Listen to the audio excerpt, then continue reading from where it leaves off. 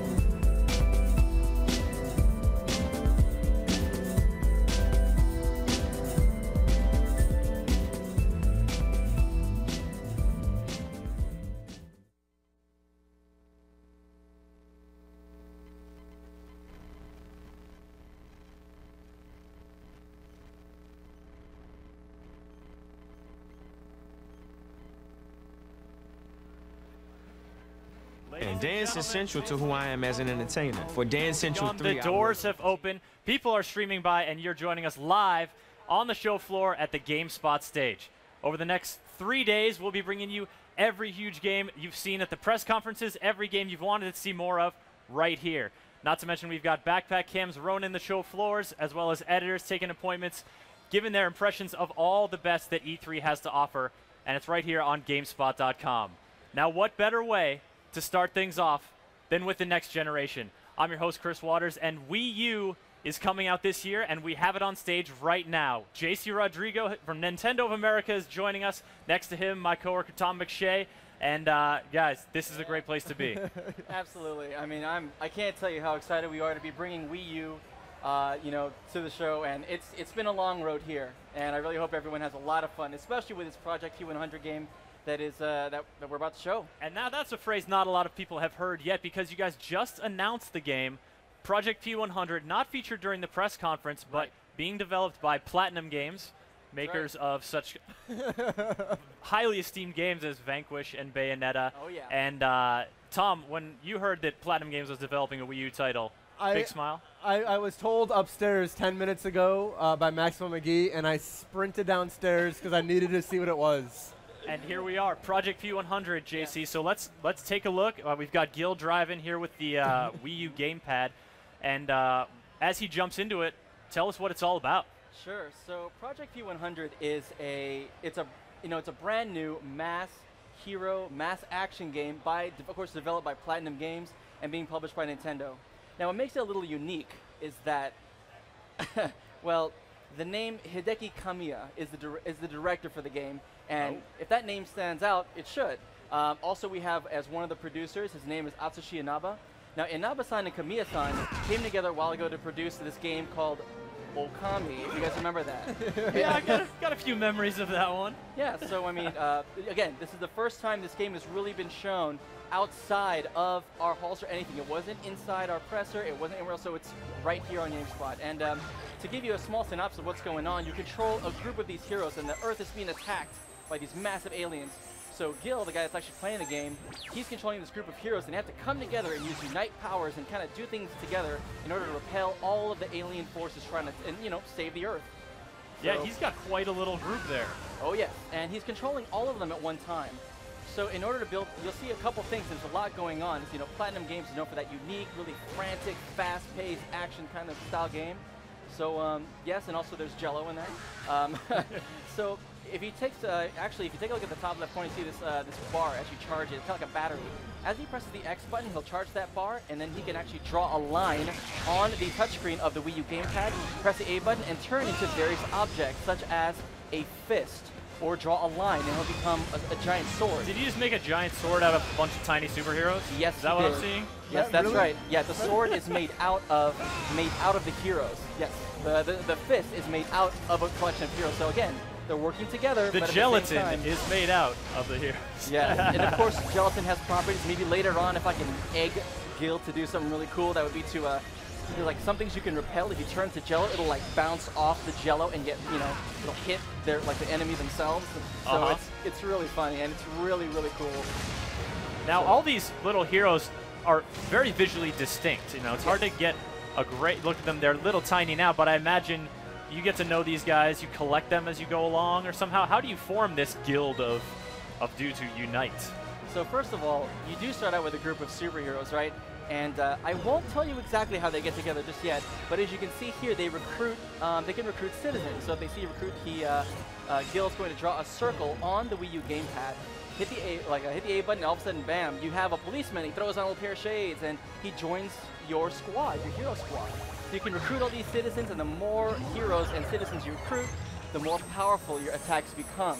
So Are the citizens in like grave danger when they're fighting giant monsters with superheroes, or are they more vulnerable? what's interesting is later on in the level, you're going to see how you find certain citizens. Some of them are going to be very, let's just say that they won't be in the best of places. Okay. Other times, if you can just stand there going, yeah, all right, we're on a rooftop, we're hanging out, we're cheering for you, and you can just recruit them if they're standing there, but you'll see it later on. Okay. So he's taking a hand right now, and he's going to go after it. You can pop enemies up in the air, start air combos. So there's a lot of really cool stuff. There's also some special attacks that you can do by rotating the left stick and pressing the A button, and then you get like this weird like spin attack. If you do almost like a Sonic Boom motion, like away toward really quickly, and then the A button, you know, you can also do like other moves. And as you can see here, he's transforming into a gun, and he can lay out from far away. And depending how many heroes you have, again, the damage will also, you know, it'll increase and decrease depending on how powerful you are. Let's see if Gil can get past this. Oh, dodge! I see the sun's coming. Oh, oh! Regroup, man. Oh, man. Charge up your batteries, dude. That is not looking good for our heroes. Yeah, he's almost there. Folks who are watching, just a reminder that we are live right now from the show floor of E3, and we're taking your questions, so if you tweet at us to the hashtag GameSpotE3, we'll pass those along to JC and see what kind of information we can get out of him. I know some folks are going to be curious about the various enemies that you're fighting, because they've seemed very visually distinct from each other. Yeah. You know, it's not like one clear race of dudes that you're just fighting one after another, the same guy. They're very different. Yes, so I mean, some of the heroes, as you may notice, if you they have like little masks and capes and really fun like outfits. Some of them, you know, they may even, technically your heroes, you can recruit people that are around, like citizens, and then they will become your heroes. So technically, I guess they're heroes too. But if you zoom in on some of them, they have some of them are like, look at that, they have army like suits on, and they become heroes. Some of them have made like a toilet bowl over their head, and they're like a toilet bowl hero. Like, well, when a bunch of superheroes surround you in a circle and recruit you into their guild, you got to make do with what you've got lying around, right? That's right, that's right. And you know what? When aliens are attacking and y'all can't do anything by yourself, you'll take all the help you can get. You make right? do. You make do, exactly. Speaking of aliens, this is now a large tank. Before we saw almost like a Lego-looking mech kind of guy. What is the binding ethos of these aliens besides just they want to destroy Earth? Well, I won't go too much into the story, but I will say that they do have a kind of mechanical kind of visual to them. I mean, you can definitely see that. And they're all, there's batteries and components around that Gil can collect. Not only, some of the groups of enemies also come, like, you know, there's one big one, and there's also a few small enemies around it. There is a purpose for that, but I'm not at liberty to disclose just yet. I suppose we'll give you a little leeway having just announced your game about half an hour ago. There's a lot of, you know, there's a long way to go. So we have plenty of news to produce. Well, one of the things that came out of the Nintendo press conference this morning was Nintendo confirming that multiple gamepads can be used in a single game. Mm-hmm. Are you guys focusing on a single-player experience here, or are you branching out into other gamepads, Wii remotes, and nunchucks for the players? The way we look at it is, right now, for this particular game, Project Q100, it is a single gamepad experience. Although the Wii U can support more than one Wii U gamepad, we will let the producers, the developers, the directors, we'll let them decide what tools are best for their particular experience and whatever they would like to bring to the table. Sure, yeah. You want to give them free reign to go ahead and have their fun. Exactly. I mean, that's also the same kind of aesthetic. If you think about, you know, why not use those Wii remotes that people have? That's familiar, right? Well, what about the, you know, the Wii U gamepad? The Wii U gamepad is, you know, something else as well, and to have all those tools are really great. But really quickly, I want to point out what Gil just did was you're using both screens to actually solve a puzzle. So he actually had to look on the outside. It said, what, 233 on the outside of that of the building, and on the inside, if he looks down at the Wii U gamepad, you can see on the inside of that building. So he has to use both the TV and the Wii U gamepad to solve, like, what do I need to turn the dial to make the door open to move to the next level. So it's very, very interesting little kind of puzzles. You're going to need to use both the Wii U gamepad and the TV simultaneously, going back and forth to figure out what you need to do. That seems to be one of the novel ways that a lot of games are using the gamepad, the touchpad, is puzzle solving, is giving you different perspectives, and, you know, instead of just putting it all on one screen, giving you different angles, sort of different elements that then combine dynamically to solve those puzzles. That's right. It's all about the puzzle solving, but it's also about, you know, knowing what tools you have at your disposal and using them wisely. Like, for example, the sword in that case will actually swing much broader. The fist is short range, but it has a lot more damage. The gun is far range, so really you gotta kind of judge which tools are best for you to use at what time. And the Jello? Oh, the Jello just looks delicious. You know what? We had to get Jello. I don't know what it is about Jello, but Jello seems to be the perfect alien repelling defense mechanism for the heroes. I mean, Jello's just, I mean, don't you love Jello? I mean, I love Jello. You know, there's no secret as to why it has, you know, such an honored place in our society, and I think Alien Defense is just one of those reasons. Yeah, I'm just going to thank the director, you know, Mr. Kamiya, and the producer, Mr. Arnold, for putting Jello in here. Oh, and look at this. This is a little crazy. There's aliens busting up the entire street, so he has to run to the left and kind of make his way through a constantly changing environment. I mean, it's really out there. Oh no, there's a huge... you can't really swing a sword at the road when it's falling apart, or the whatever that was just his arm, and it was like 10 times the size of the bosses we've seen so far. Here he's going to have to actually draw... Here it comes. It's a Unite sword. He's going to have to draw a line on the Wii U gamepad, and then in a straight line really quickly to draw that, and then bam, he'll do this, and then he'll solve a little kind of quick time event. Here it comes. That is a creative use of sword. Notice little design is a little similar to Beautiful Joe, if you will. There you go. Recruit some more. You need more power. There you go. Good. Get some more of that. And so you guys are really going with the whole that superhero aesthetic, that newspaper extra, read all about it kind of vibe. There's a very fun, playful feel to it. Oh, in this part, Gil's going to go ahead and actually draw the line at the top. See that line of batteries? He's going to draw a line using the right stick. He's going to tilt the right stick with his right thumb, draw the line all the way up to the top, and eventually that chain of superheroes will form a gigantic ladder. Then press the A button when it's rainbow colored. Oh, almost there. Try it again. There you go. Right stick on top, A button. There you go. So after that, he'll form a chain. They'll be able to climb up the chain and then get to the next part. You're going to do it one more time, Gil. And then after, oh, wait, before you do that, you got to check this out. Hold on, cancel that out. Hit the Y button with your right thumb. There you go. So go to that thing, and I want you to draw the circle, right? Do the hand. There you go. Press the A button. There. Now hold the Y button down. Yeah, and then turn the left stick.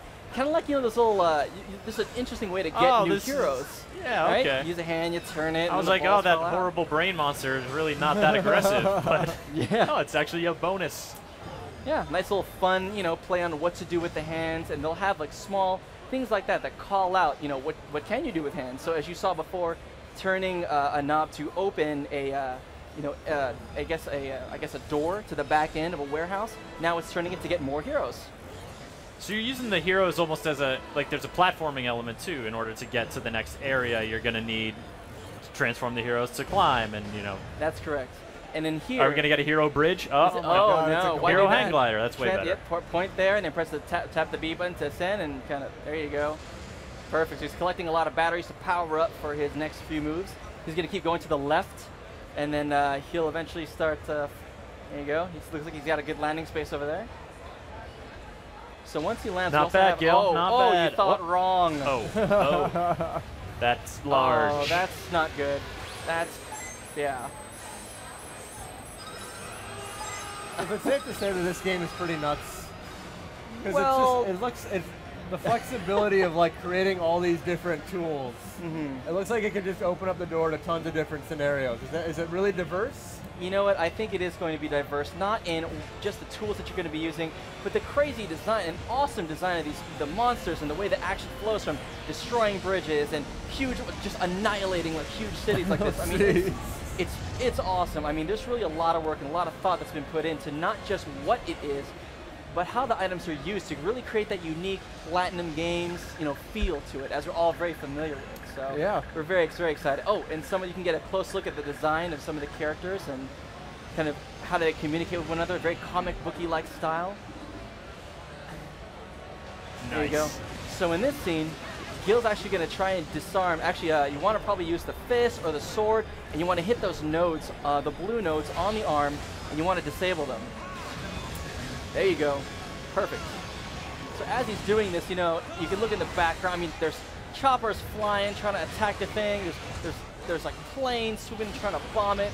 There's giant lasers from his other arm trying to shoot down. I mean, it is absolutely crazy, and we're really excited. First time that we're seeing this outside the presentation, and we couldn't be happier. And as a company for Nintendo to have Platinum Games develop this for Wii U, some great minds behind it and a great team. Yeah, we've got some folks in the live chat wondering why you guys didn't show this at the press conference. This is looking really good. Tell you what, go ahead and tweet that to Nintendo America. Reggie, hey, why don't you show this, man? But you know what? Now that you know, share it. This is something we wanted to bring just for you guys because all the people that are out and watching this right now, they're paying attention. They're 100% right here with us. So there's a lot to get. We have a lot of content here, and we want to make this so it's for you. It's for the fans at home. This one's for you. Well, we're looking forward to seeing a lot more of Project P100 as the fall release of holiday release of the Wii U approaches. Holiday. That's when we're saying holiday. All right. JC, thank you so much for coming on and showing it off. It was great. Great way to kick off the show. Absolutely. Brand new Wii U title. And don't go away, folks, because up next we've got another Wii U title coming, Scribblenauts Unlimited. You might have gotten a chance to glimpse it at the press conference, but did you get a chance to hear all the weird hybrid animals that Tom McShea is going to come up with and see if they can make for us? No, that's coming up next. But before we do that, our man Carlos Rodella is going to be scouring the show floor for the next 3 days, giving you looks at booths, game demos, and just all sorts of strange stuff going on here at E3. So Carlos, take it away.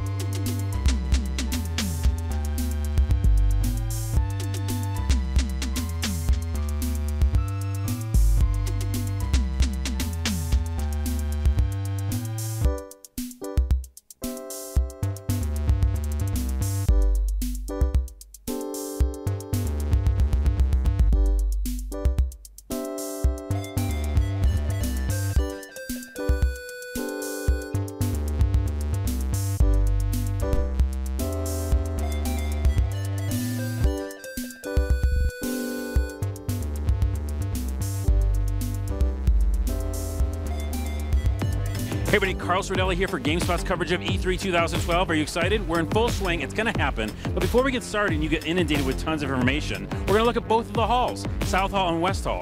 First up is West Hall, which has the big three, Nintendo, Microsoft, and Sony, all of them in one room. I don't know how that's going to happen. Let's look at West Hall right now.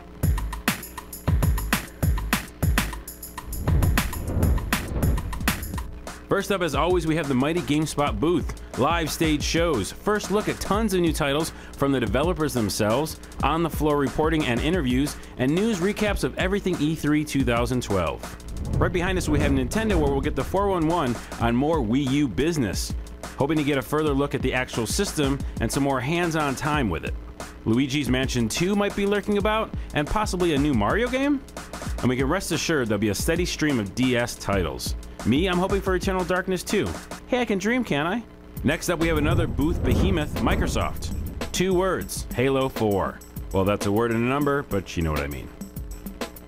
There'll be some Forza Horizon for you car nuts, Fable Journey for you fantasy buffs, a slew of other Kinect titles, I'm sure, and you can probably expect the Big M to show off its improved dashboard and multimedia features, HBO Go and Amazon Instant Video. Oh, and maybe an Xbox 720? Okay, probably not. But you'll most likely get a look at Borderlands 2, Dishonored, Tomb Raider, Crysis 3, and Call of Duty Black Ops 2. Go War! Then we have Sony, who again will have a stellar and massive booth, I'm sure, showing off the likes of The Last of Us, God of War Ascension, Sly Cooper Thieves in Time, and the indie hit The Unfinished Swan, hopefully actually finished. And probably a look at the Super Smash Bros. Inspired PlayStation All-Stars. Maybe word on a Vita price cut? A Killzone 4 trailer, anyone? And maybe finally a release date for The Last Guardian. All right, that's your look at West Hall. Now you understand what's going on there, the big three. Next time we're going to look at South Hall, where there's tons of developers and publishers, 1 million games at least. Next time that's going to happen. Until then, I'm going to go over here.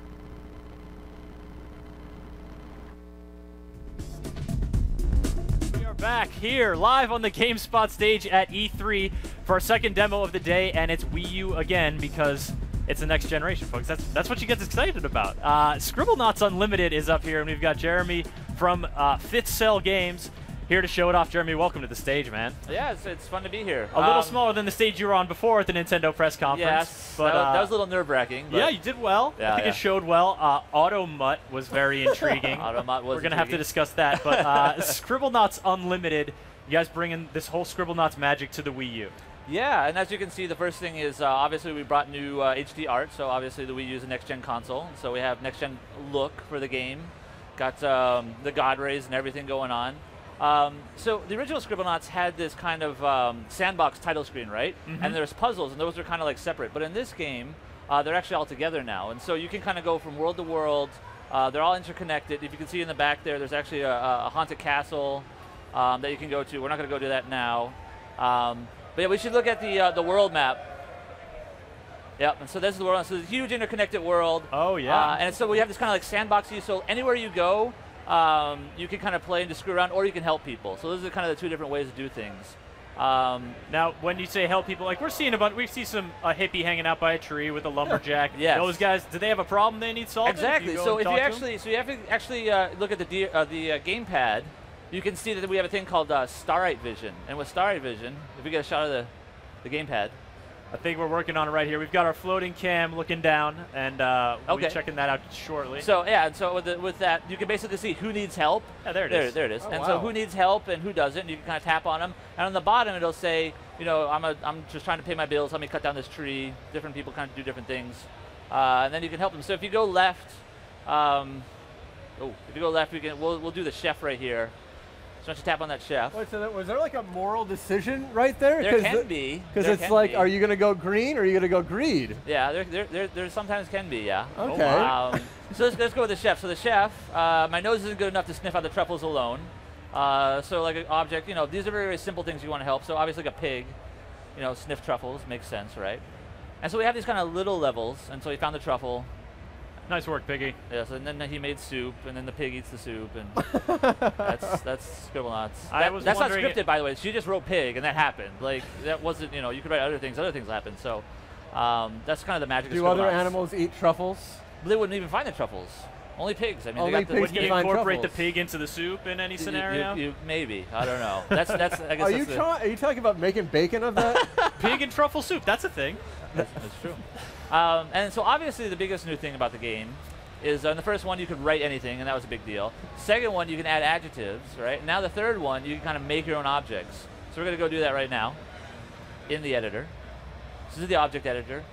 We can actually save like over 900. Lord. Yeah, these are crazy stuff. We're going to make a new one. You can save over 900 objects, I think. There's over 900 objects to the Wii U. Something crazy. Yowza. Yeah, a lot. Toaster. Let's do the toaster. And so what we're going to do is we're going to start with a base toaster. So let's make it a little bigger. I'm going to make Maxwell ride it. It's going to be a rideable, drivable toaster. Of course.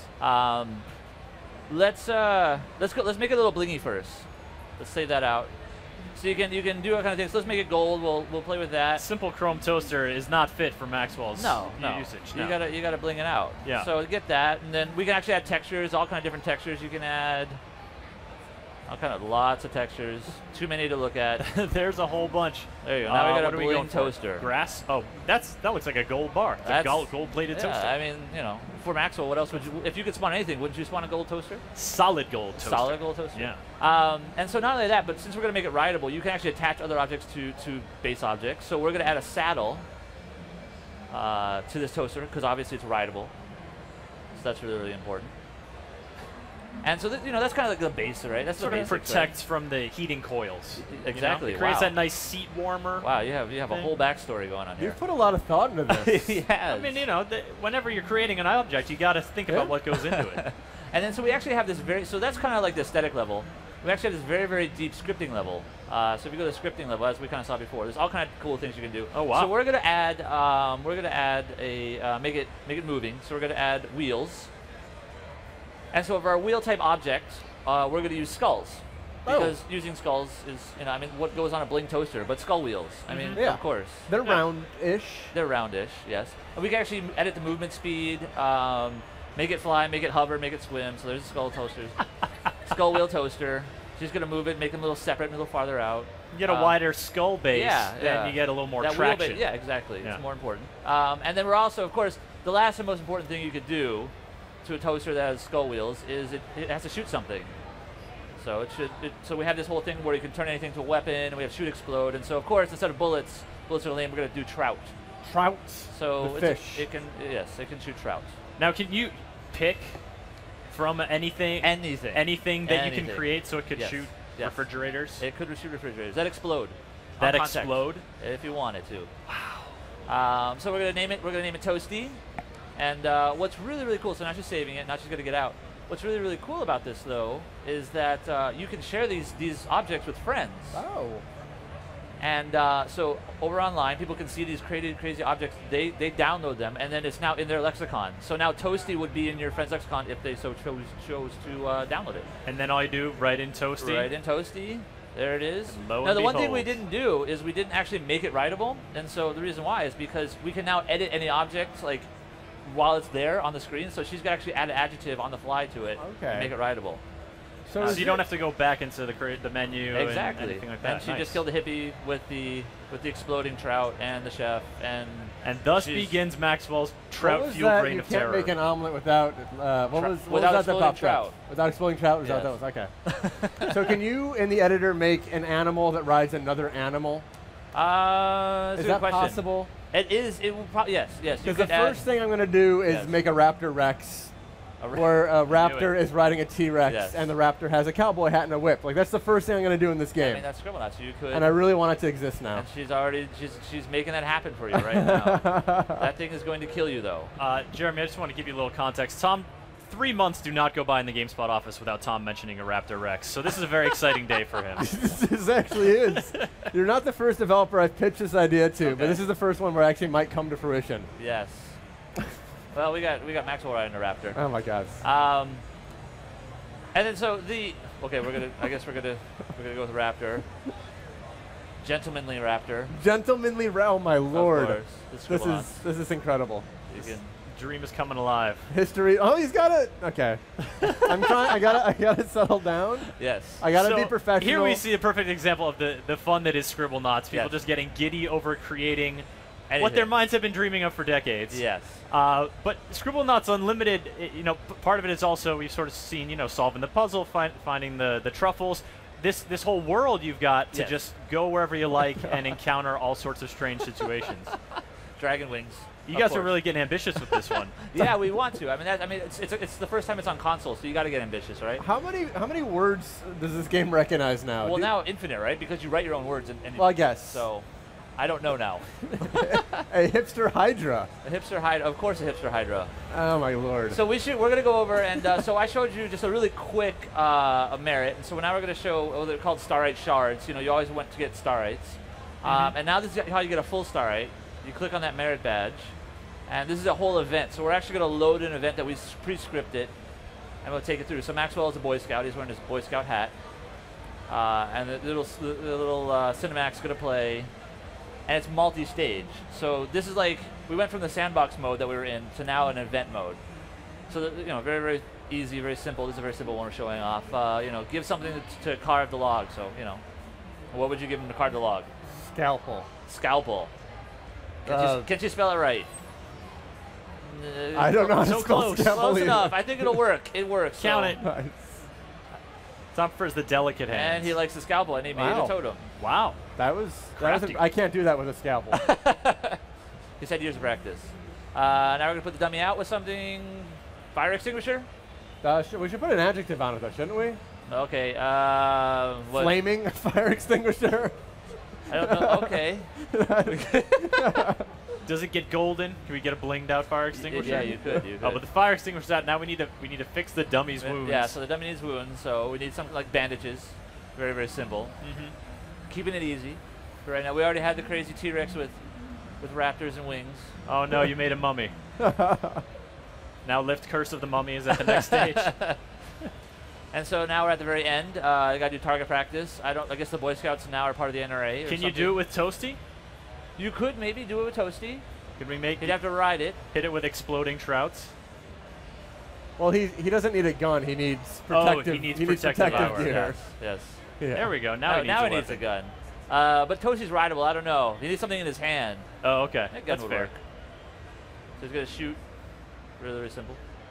He's not a very good Oh, shot. you That are guy not shouldn't getting have the a merit gun. badge anytime soon. Oh, and he shot down a satellite because he's terrible at shooting. But he won. But he got the merit badge, and that's the most important thing. They count it. Yeah. They got a little leeway Yes. to work around with. Who And knows? that's Could have what been a spy satellite. It absolutely could have. And so that's kind of two different things. So you can kind of go around in the sandbox mode, help people or not, just screw around, do whatever you want, and then get into deep events that have multi-stage scripting. And that's kind of like the whole kind of game that we have. There's another couple things that we want to talk about is multiplayer.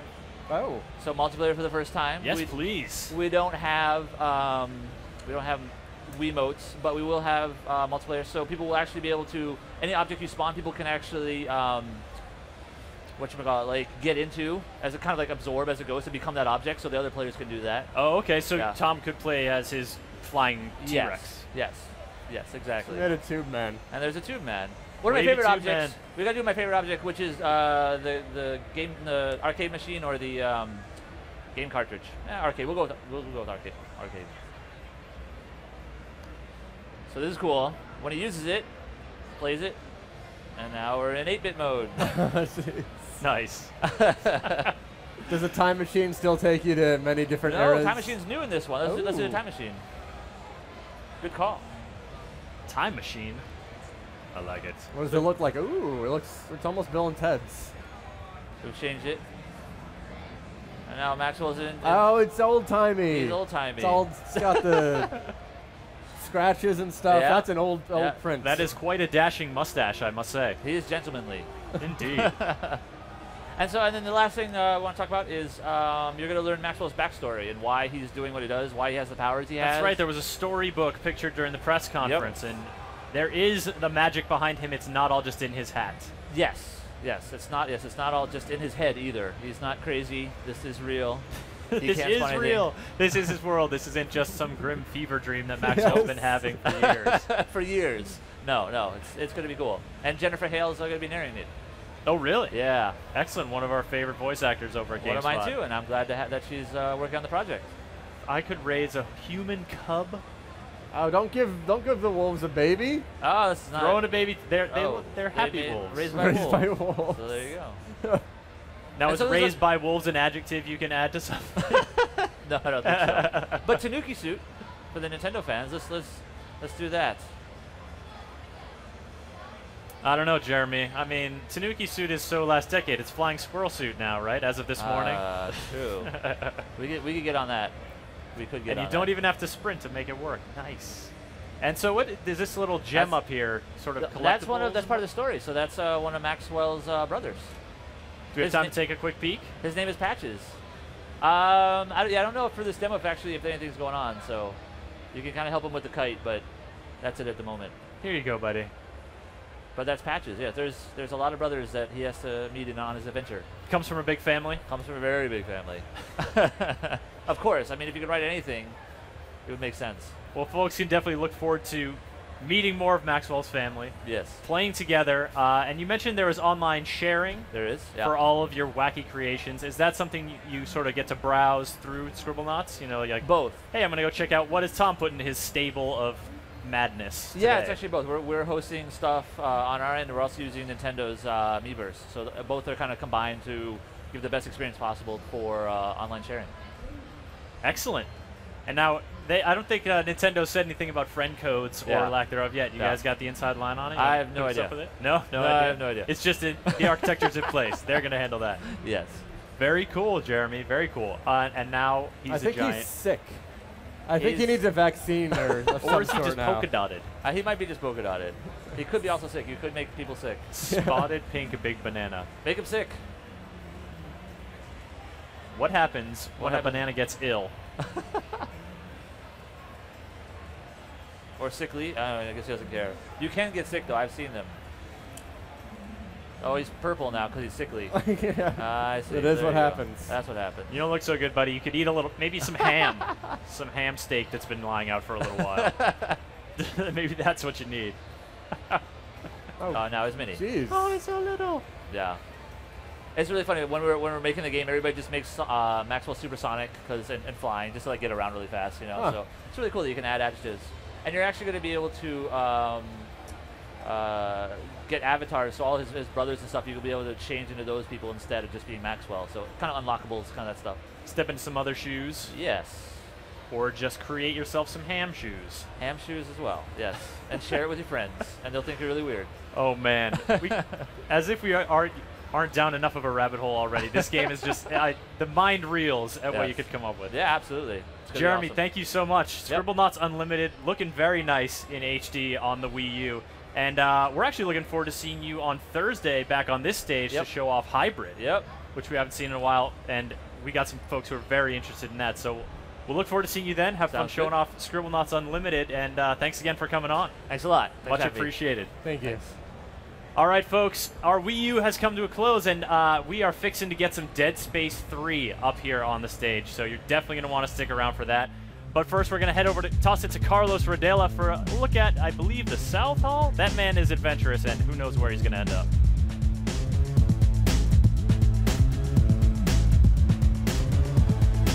Let's show you South Hall because there's tons of stuff to show you in it. It's chock full. Hold on to your horses. Here we go.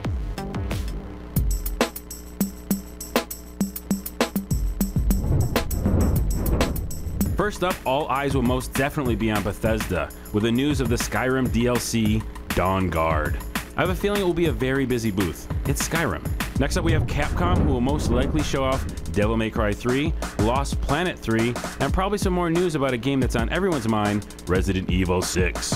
Zombie make every E3 better. Ubisoft will be joining the PAX South Hall with more of their insanity-themed Far Cry 3. Think open world meets crazy pill-poppin' journey.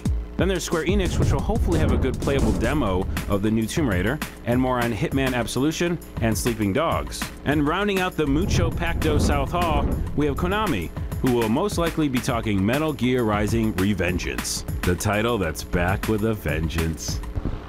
All right, see, that was the South Hall. I told you it was a lot of stuff. I'm perspiring. Lots of games. That's the South Hall. You know the West Hall, Big Three, Nintendo, Microsoft, and Sony. Now you understand the lay of the land. Prepare for a slew more coverage from GameSpot. Stage shows, on-the-floor stuff. It's going to be awesome. So now I'm going to go this way.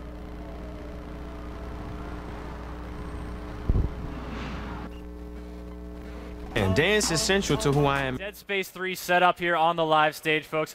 I'm just going to take a minute to check in with my colleague Tom here about Nintendo. It's been a big Nintendo morning here at E3. We've had 2 Wii U demos here on the stage, and you yourself, we were watching the press conference earlier. You're a very happy man. I was very giddy. I actually, before I took the stage, I wrote an editorial about why I think Nintendo had the best press conference. So they showed games that I want to play right now. Like now, you just want to go play them. That was the thesis of what I wrote, because they Pikmin 3, You're Luigi's a big Mansion, Pikmin fan, Paper and that Mario. is just like classic Pikmin, Yes, looking yeah. really sharp. I know, but it's the Nintendo's having a really strong show, because I mean the first 2 games we saw were Wii U games we didn't get to see much of at the presentation or at all. And I mean Scribblenauts looks it looks really good. Very pretty and very like we could definitely sense your enthusiasm coming through in that last Yeah, segment. I was trying to restrain myself and I failed. That's but all right. It's tough. We appreciate the earnest expression of emotion. Yes. Nintendo Land, you wanna go have a magical fun time there? That was I don't think that was for us. No. But then at the same time, the Luigi's House Mansion or Haunted Mansion, whatever that mini game was called, it was basically Pac-Man Versus. Yeah. Which was a really interesting GBA connectivity on the GameCube. So I think there's something there for us, the people who are like more hardcore, but it's mostly for more casual, accessible It audience, also I bears think. a strong resemblance to Chase Me, which we saw last year when the Wii U was announced, and it's that asymmetric stuff, the gameplay they were talking so much about. Yeah. And that seems like a good hub for those kind of games. So instead of maybe buying a Wii Sports or a Wii Sports Resort, then they just keep adding new spots onto Nintendo Land, and then you can get in there and play that way. Yeah, I'm kind of hoping they pack that in with the system, because that's like Wii Sports. They would get people to understand why the tablet controller can change games, I guess, and why it's not just like a gimmick. Well, that seems to be a thing that has been a focus across all press conferences. Was not just playing the game on your TV, but also having another device connected. Having your Vita crossplay, having your smart glass with your Xbox 360. That it seems like the Wii U almost sort of beat those guys to the punch last year, and now they're all catching up and saying, well, hey, no, we got this thing too. Check it out. It is similar, but the thing that I like the most of what Nintendo's doing is as online has become more prevalent, I've kind of drifted away from multiplayer, but they are all about like in the living room multiplayer. And I think with the I don't know how to pronounce that word. Asymmetrical? Asymmetrical, that's the word. Asymmetrical multiplayer. I think it's going to be really fun because you can grief people. It's pretty much made for griefing. It's griefing. Like Reggie mentioned, like, hey, in Mario, you can make blocks to help people jump across pits, or you can make it so they can't cross the pits. Anyone who's ever played New Super Mario Brothers knows all the things that they say are great for helping. In theory, are so great for causing pain and misery to your fellow players. And that's delightful. I know, it's a lot of fun, because then when when the level's done, you have to switch controllers, then you get punished also. So and then it goes both ways. You get the circle comes back around, and as ye reap, so shall ye sow and fall into that pit, because I threw a block over your head and you jumped right into it. So what was like the biggest Nintendo game that you're looking forward to now? I think Scribblenauts. I'm really stoked nice for. I actually did kind of dig the Zombie U.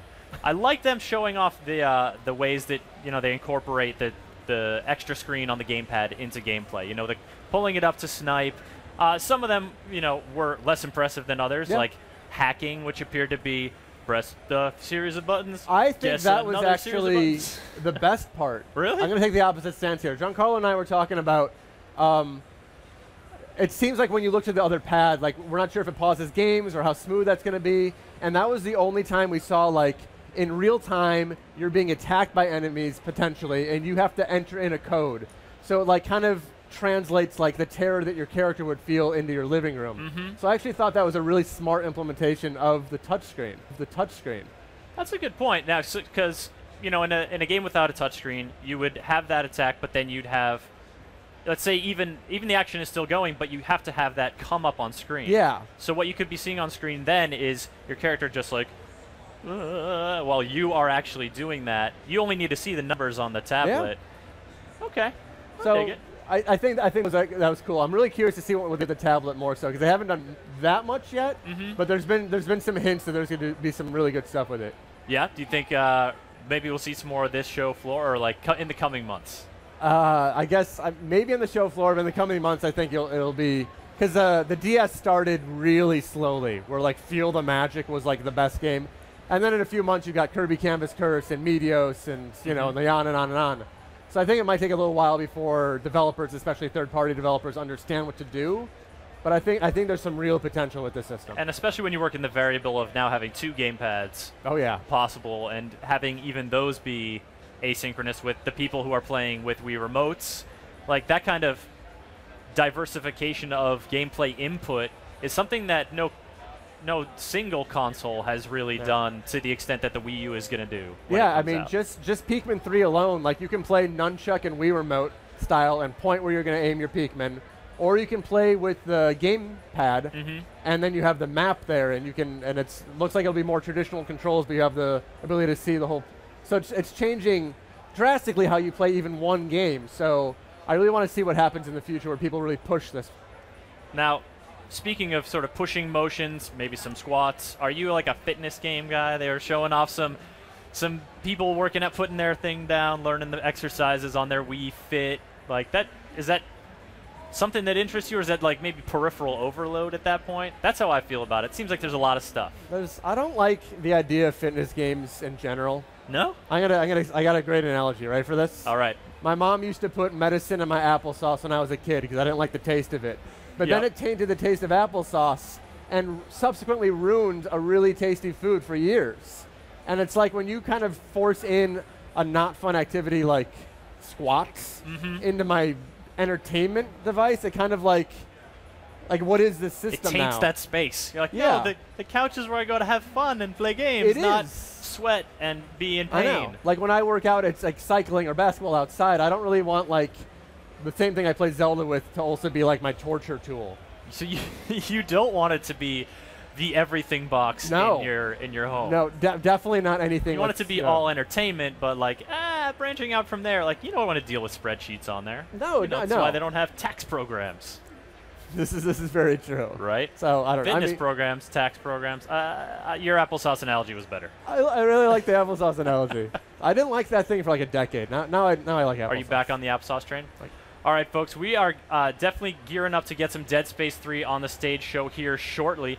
But I just wanted to give you some reminders and about what all GameSpot's coverage is like this year. In addition to the live stage show that you are watching now, we've got another stage here on the show floor.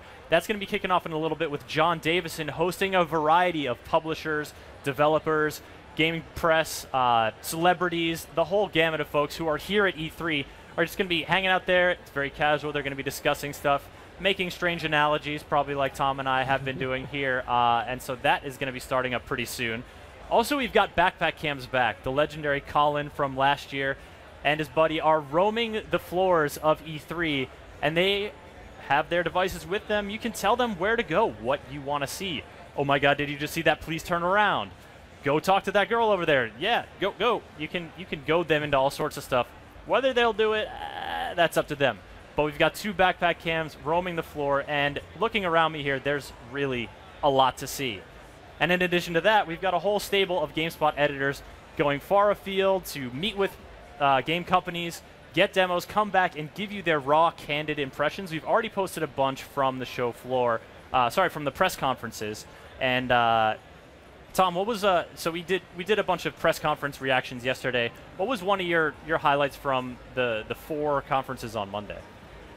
Like a highlight, like that was really good. Well, it doesn't have to be really good. Just something memorable, let's say. I would say that The Last of Us definitely jumped up out at me. Yeah. That has real survival elements because you don't have regenerating health, so you can die. But there's also like really unsettling violence was in it as well. And I thought that like many games glorified violence, and like made it something that you would squeal in delight over it. Like, oh, I stabbed a dude. That game made violence upsetting. And I think that was very important because it's not supposed to be, like, blood is not a good thing. So I thought that game did a good job of like juxtaposing that idea. So I thought that was the most interesting game I saw yesterday, probably. And The Last of Us actually coming on to the show floor in just a little bit. We've got Dead Space 3, we've got Epic Mickey 2, and then The Last of Us. So that is two a weird demos away. Weird sandwich there for Epic Mickey. That is. You got, yeah, Dead Space 3, then lighten the mood, give you a little palate cleanser. Yes. I'm trying to bring a variety here, right? Yes, because, we are. you know, a lot of the games in those press conferences focused on violence. And that's a big, you know, that can make for some very entertaining gameplay. But then when you trot out Shigeru Miyamoto, like getting dressed in the morning and there, Pikmin infesting his bedroom, that's a whole different kind of fun. With his, like, pocket square that was a Pikmin leaf. And, I think one of my favorite moments of it might be at the end. He takes it out, and you're like, oh, yes, of course, you had that adorable Pikmin in your jacket pocket. And he goes to throw it to the audience, but then he doesn't. He's like, no, this is mine. I can't believe he didn't throw it. Everyone in the first 5 rows is like, oh. That is such a tease. Oh, that was really delightful. Folks, of course, we are live here, and we are just getting the Dead Space 3 co-op set up. We are almost ready to go with that, so get your questions ready. You can ask them in the chat at the live stream, or you can ask them over Twitter. You send it to @GameSpot, or tweet with the hashtag GameSpotE3. I'll be checking it here on this little computer box, and we'll try to relay those questions to the demoers just as soon as I can. So, Tom, you have been on stage here for the first couple games, but you're going to have to head off soon. What do you got planned for the rest of the day here at E3? I have an appointment with Electronic Arts. Oh, yes. And on the calendar, it does not specify a game, so I might have to see 73 Electronic Arts games. There are a lot of them. They're I don't know if you've heard of them. They're up and coming, but they're the biggest publisher. They're really big. It'll be interesting to see what they have in store, because they've got some cool things. If I had to choose one game to most, that Criterion Need for Speed game, Most Wanted. Ooh. That looks really good. Are you a big fan of that? Like that Burnout style? Like, I love Criterion. yes. So I'm not like a Need for Speed guy, but anything those guys make is gold. So I'm all over that. And you love running from the cops at high speed. I do. Well, I don't run. I drive. Sure. So it's like my life in digital form. Maybe. Well, you know, as it could be. You usually get caught. Maybe. Total falsehoods. All right. Folks, again, we are waiting here on Dead Space 3. I'm seeing 2 different dudes here on the TVs looking pretty Dead Spacey, and so this is imminent, coming in very shortly. We'll definitely be keeping you updated on that. Tom, what Dead Space 3 now, speaking of EA, Oh, yeah. had a showing at the EA press conference yesterday, and we saw like a crazy drill. We saw a crazy drill. It was not a sane drill. No, that drill was kind of bonkers and transforming a little bit. What was a high? What did you think of that Dead Space business? What are you looking forward to for this next demo? My first thought was that it's a very like different path for the franchise. Because I mean, the first Dead Space was like you are alone and it is dark and you are weak and you could die quickly, and it was a survival horror game, which we don't see many of. And this game looks more like an Army of Two style, like cooperative action, like we are the aggressors and we are going to kill you type game, which was a really different tone. They're taking the fight to the source of necromorphs, or where they're going to a planet that they clearly could avoid. Yeah. I mean, it's very different. I'm really curious to see, because we know you're going to cut off your own arm at some point, because that's every Dead Space game. So I want to see how they're going to work that in. Yeah, when does the auto dismemberment come in? Yeah. How and which part, I think. Well, it's going to be arm. Really? You don't think we're going like ankle this time? You can't. Maybe below the knee? That seems like a bad idea. I don't know. Well, arm is not exactly a good idea. This is very true. All right, folks, Dead Space 3 coming up imminently. And get your questions in there, of course, and we will be relaying you these to the Dead Space folks who are waiting nearby, standing by for cooperative play.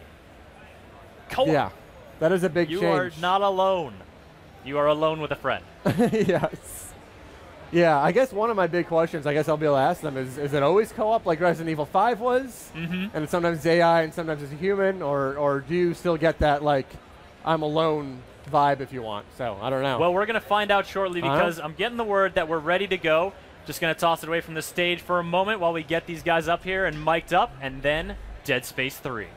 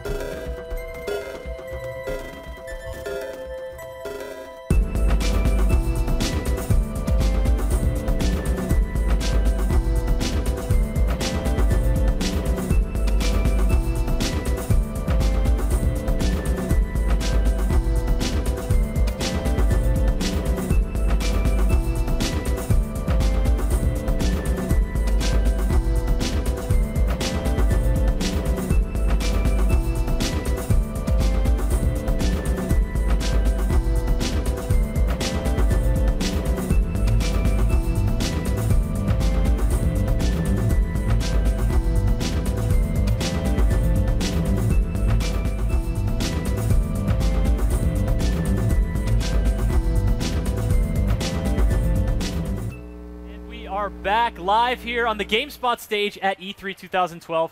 And at long last, it is Dead Space 3. Joining me on the set, Steve and Sharif from Visceral Games. Guys, it's going to be worth the wait. We're really excited to see this game. Yep. Awesome. We're excited to show it off to everybody. We showed a little bit at the press conference yesterday. We can go a little bit slower, answer some questions, hopefully. And I brought you, Chris, a special present. This is an all-new Dead Space 3 hoodie. Got this cool marker. Steve, pass that over to me so I can covet it. And I think your mic might not be on. Can you just take a look at your pack real quick? But dude, look at this. You know what I love about this here is that it's it doesn't just say like Dead Space 3 visceral games for the Xbox. It's subtle, classy. I like it. And all right, so without further ado, let's check out some Dead Space 3. I'm gonna cloak this over myself like Game of Thrones style. Yep. Nice. And let's start us off here. Now, first, give our audience some differentiation. Who's got the blue and who's got the purple back? Steve, Sharif. I didn't do anything. Just you hit the blade button. There you go. All right. I can't hold this and talk and play. I'm good, but I'm not that good. All right, so, hey, myself practically. I think the connection might be off between your little hip thing. Now, folks, you're looking at the Dead Space 3. We took a look at it yesterday during the press conference. Sharif, can you give us an idea of sort of what the starting point is here for folks who maybe missed the press conference? Yeah, so as you can see, we've got Isaac and our co-op buddy Carver standing in this in the drill room. So they're on their way to get out to the exterior of the planet. And as you can see, you've got our main character Isaac, who's got the green rig on the left, and then our all-new co-op character Carver on the right with a teal kind of rig on the right. So we're going to be heading down there and trying to get past. Now, correct me if I'm wrong, but Carver is a little salty character. He seemed to be one of them seemed to be a little mouthier than normal yesterday during the demo. I mean, you know, you guys got to have some personality, and I think that you guys are bringing that in here. Well, Carver is definitely different than Isaac, that's for sure. But I think people are going to learn about Carver as they get into the game. At the start of the game, he's definitely got a little bit of an attitude, but he does kind of evolve throughout the experience. Excellent. All right, so as Sharif said, it's Carver, it's Isaac, and we've kind of entered this drill room in this excavation facility on Tau Volantis. So let's go ahead, Sharif.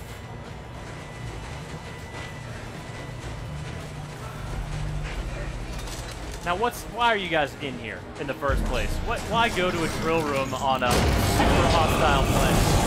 Well, at this point, we're trying to hook up with some other people that are part of the party that Carver and Isaac are part of. But coming to this planet, the motivation, it's kind of a complex motivation. Isaac is actually here to try to find a friend of his who's been separated from them. And then the bigger picture is really trying to put an end to this necromorph infestation. Once and for all. Oh shit. Back up! Get out of the way! And now you're trapped in this area with this giant drill. Again, the Dead Space series, you guys have used environmental hazards like this on a large scale to great effect in the past. And so this is a cue that we can expect more of that from Dead Space 3. Well, definitely. I mean, we want to make, the environment's a big part of Dead Space 3. Going to this planet is, it's giving us a lot of different opportunities. Really, when you think about it, the low visibility, the cold, all these things give us new chances to play with the player and scare them. It's really fun to be able to have necromorphs kind of come out of the low visibility or pop out of the snow, and adds a lot of different gameplay. But the other thing that's cool about Dead Space 3 is it's not just on Tau Volantis.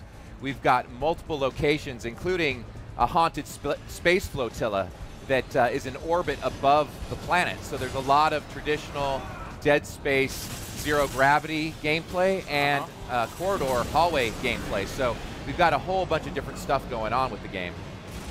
So that gets back to earlier question, my colleague and Tom and I were discussing.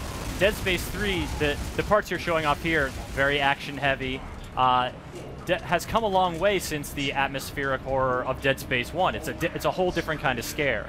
But am I to infer that, with all these different locations you're going to in Dead Space 3, you're going to sort of bring a variety of different tension and different atmosphere? That's right, Chris. I mean, one of the things we really want to do with Dead Space in any game that we make it visceral is keep players guessing and keep it being really fun and different. So these new locations give us the ability to play with that and really offer new types of gameplay. But one thing I want everybody to be sure of we have enjoyed working on Dead Space, and we're going to keep all the stuff that people love from Dead Space 1 and 2. What we're showing you here and what we showed at the press conference, this is about showing new Dead Space stuff. Okay. People should understand, hey, we're going to have all that stuff that they enjoyed before. We're just showing off the new stuff, like things that they hadn't seen before, like an ice planet, like this giant drill, and what's coming up next.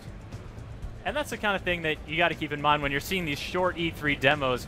You're seeing something that the developer wants to highlight. You know, if you guys rolled out here with some Dead Space that was super reminiscent of earlier ones, the cry from the chorus would just be, same old Dead Space, rah, rah. But, you know, showing something new, showing sort of some more versatility, and showing off this got me during the press conference too, and it's getting me now, this beautiful skyscape and burning sunset. This game looks gorgeous. Thank you. Yeah, the team's done an amazing job on the visuals, and we've continued to refine the visuals. As you can notice, we've added some improvements, pretty noticeable ones in terms of the way that we render the characters and the environments. You know, what we're doing with the snow is very different. And that's, again, we're trying to continue to evolve what we do. We don't want to just rest on what we've done in the past. And people are very curious about Dead Space 3 here. We've got a question coming in from Harryman GR, wondering if there are moments in the co-op play where you get separated from your partner. So one thing I want to say about co-op play, and I think many people have been interested in this, so I'm going to answer that right now. Co-op is totally optional. If you're playing single player, you're playing it by yourself, like Dead Space 1 or 2. We've taken painstaking efforts to make sure that you'd be able to play Dead Space the way that you experienced it in Dead Space 1 and 2. So to get to the point of the question there will be situations where you kind of break up or break away if you're playing co-op, but really what we're trying to do is retain that feeling that you get in single player when you're in single player. And when you go into co-op, it's a little bit different. You get banter between Carver and Isaac. You get more co-op activities. You get some story elements that you wouldn't normally get to see in single player. But that's really the thing I want to stress, is that co-op is optional, and you don't have an AI follower. No AI follower. No AI follower, I repeat. And I think in one fell swoop, you just answered about 50 of the questions we've been receiving through the chat. So well done. All right. Awesome. Prescient. You know what people want to know about your game. Other folks are curious about upgrades and sort of how that works in the co-op play and co-op versus single player, that sort of mechanic. Yeah, so in terms of upgrades, we're going to have them. And some people may have noticed me playing with a couple different weapons that they hadn't seen before. We've got a pretty advanced new system around our weapons and crafting that we are going to talk about later. So I can't get into those details now, but we're really anxious to get into that later. Excellent. And now we're just going to spend some quality time inside of a giant alien. Yeah. That's different. You know, you got organic walls instead of rocky walls. Not exactly a mining facility, right? No, but it's definitely different. That and very moist from the appearance of things. Well, it's moist inside, and again, that sequence is something that the team did a phenomenal job with. And one of the things we wanted to make sure at E3 was to show that we still kind of retain those epic moments that people may have enjoyed in the previous game, but also are going to continue to stick to our roots of having those really shocking and spine-tingling moments like that. I think that's really important for people to see. Oh, yeah. And the one that Tom mentioned earlier, the sort of cutting off your own arm, dismemberment. Have you guys been, we've seen a lot of beautiful environments. Put some work into the dismemberment gore aspect of it as well. We absolutely have dismemberment.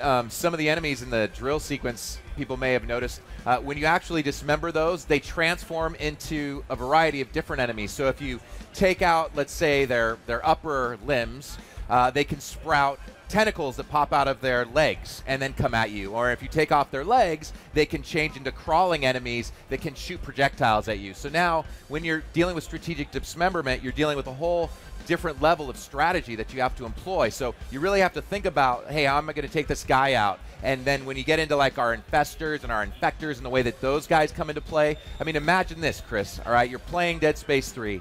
You're fighting human enemies. You dismember them, okay? You take down some humans, and all of a sudden infestors come in and then reanimate those enemies. So right in the middle of combat, you've gone from fighting humans to now they're becoming necromorphs. And then the humans are fighting fighting the necromorphs, and the necromorphs are fighting you. You get this whole kind of chaotic combat that's going on that you can really control through the use of strategy and strategic dismemberment.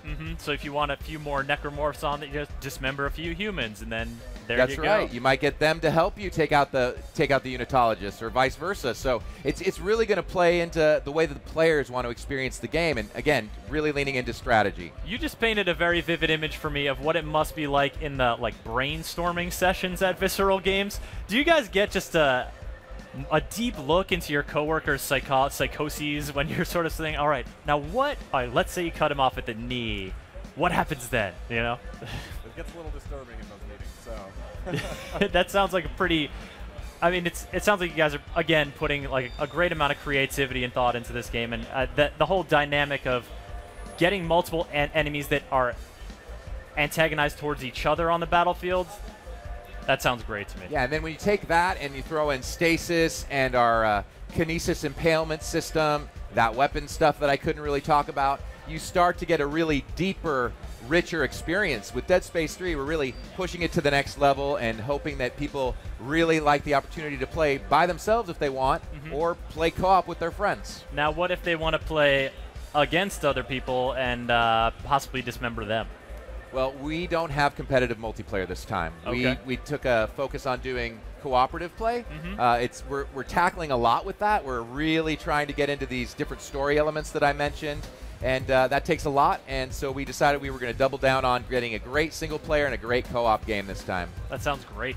And of course, co-op online, a lot of people still wondering about the split screen. Yep. Is that possible? We do not have split screen co-op. It's all over the internets. The internet's that magical place that you are on right now, folks. Checking out the Dead Space 3 demo here at GameSpot.com. Now, Steve, before we wrap up talking about Dead Space 3, anything you guys want to mention about the game? Fans are obviously really excited. For example, are these hoodies going to be able for purchase out in the wild, or? Yeah, so I mean, in terms of like our new gear, that's all coming out right now. So really excited about that. I just got that hoodie. That's why I brought it here. Yep. Show it off. Didn't catch this one it's earlier. Really cool. It's the very first one we've given away. And the thing I'd want to say out to the players, first of all, thank you to everybody that supported Dead Space, because without them we wouldn't be getting to make a third one. And I want to talk a little bit about the story. Oh, yeah. We've got a huge emphasis on our team around narrative. It's very important to us. We know that we've kind of established this, very vast canon of stuff that's going on, but we also know that we need to really answer questions and get people, really bring things to a point where people understand that cycle of life, what the markers mean, where the necromorphs come from, how those things interact. So Dead Space 3 is going to be all about answering questions that people have been dying to know, and we're really looking forward to that. Steve, you're saying the words they want to hear, because for all the intriguing mysteries you raise throughout the series, it's those answers that people are really craving. And you're saying they're coming to Dead Space 3? They're coming to Dead Space 3. That's great news. And when is Dead Space 3 coming to store shelves? It's going to be out February 2013. Fantastic. Awesome, Steve. Thanks so much for coming on. Much appreciated. You guys did a great job. No deaths. Showing it off beautifully. And folks, Dead Space 3 next year. Awesome. Thanks again, fellas. Thank you, Chris. Now, folks, up next, as promised, we've got The Last of Us. Oh, no, that's in 2 demos. Up next, we've got Epic Mickey 2, The Power of 2. A little lighthearted palette cleanser for you. Although the way these mice use paint, I don't know. We're going to have to see how that goes in just a moment. But first, we're going to check in with the news here at E3. Brendan Sinclair has got a news recap coming for you. Nope. We're going to skip the news recap for now because we're running a little behind. So we're coming right back with Epic Mickey 2 in just a second.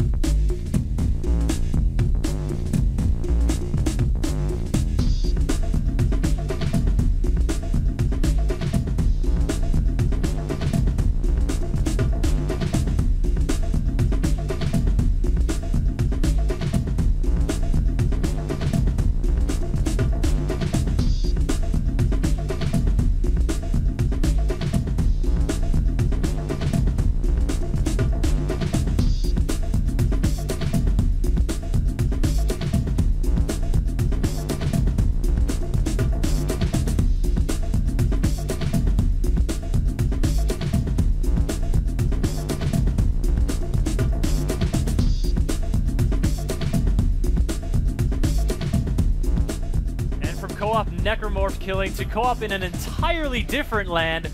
We're now demoing Epic Mickey 2, The Power of Two, and joining me is Chase Jones, design director for the game. Chase, welcome to the stage. Oh, thank you. Thank you for having us. It's great to be here, show off the game. Pretty fun way to kick off E3, right? Oh, yeah, totally. Excellent. Totally. All right, so Epic Mickey 2, sequel to Epic Mickey. Let's jump right in here. We'll see Mickey running himself around and give folks an idea what's different this time around. What's Mickey's new adventure all about?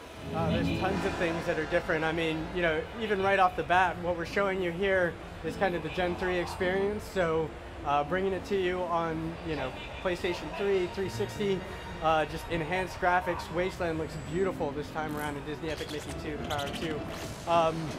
But, you know, kind of walking through the demo, what players can look forward to is they're going to be able to jump into places that they only saw in the first game, but now they're actually going to be able to play through it. What you're seeing here is our tutorial level, which is in Jensen's lab. It's kind of an ease into all the player mechanics, just, you know, get familiar again with paint and thinner, or for the first time if you didn't play the last game, and really jump into the Disney nostalgia that we always try to bring into the Epic Mickey games.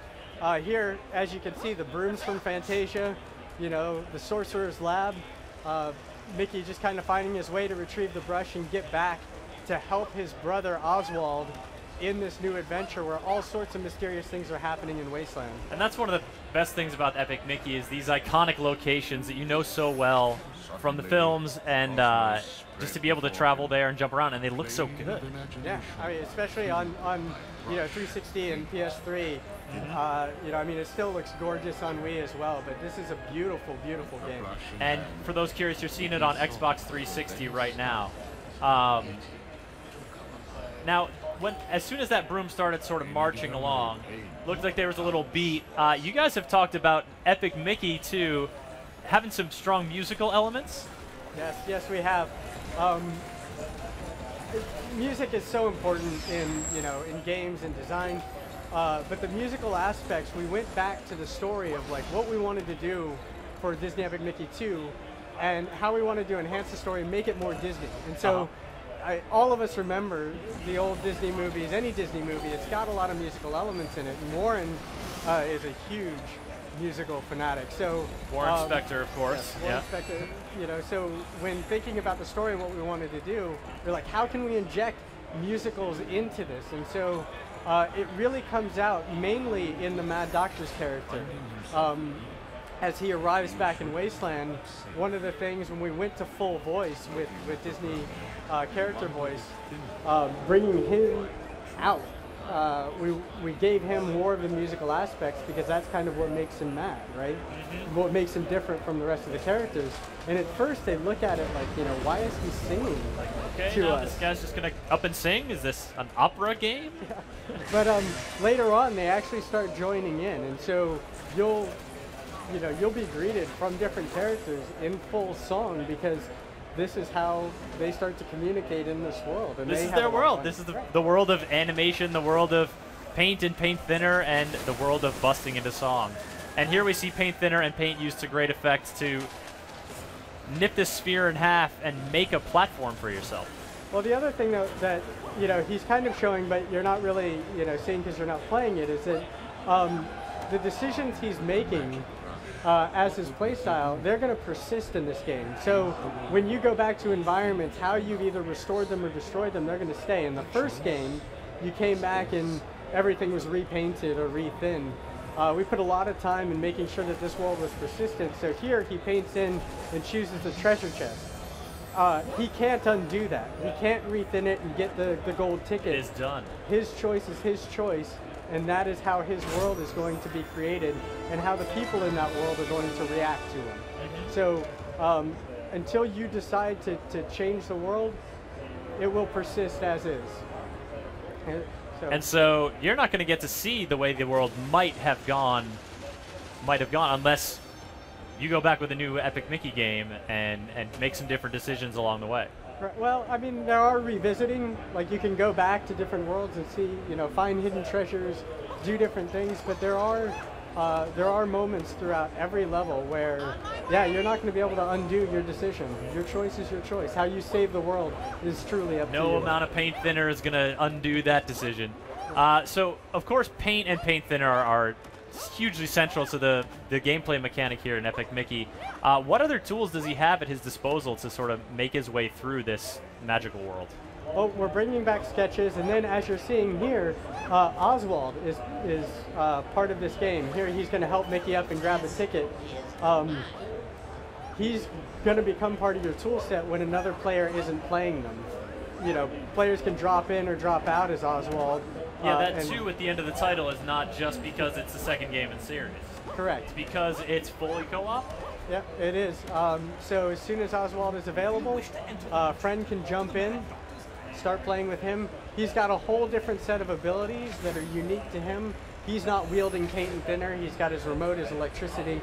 That also complements Mickey's powers. And so you can combine like thinner with electricity and take enemies out in an instant, or combine it with paint and make them friendly at a moment's notice. And so really, he's there to enhance the experience and make your life easier. And so he does become another tool that you have. And his powers have a compounding effect on your abilities. Correct. So you've got just a whole lot more you can do. Mm-hmm.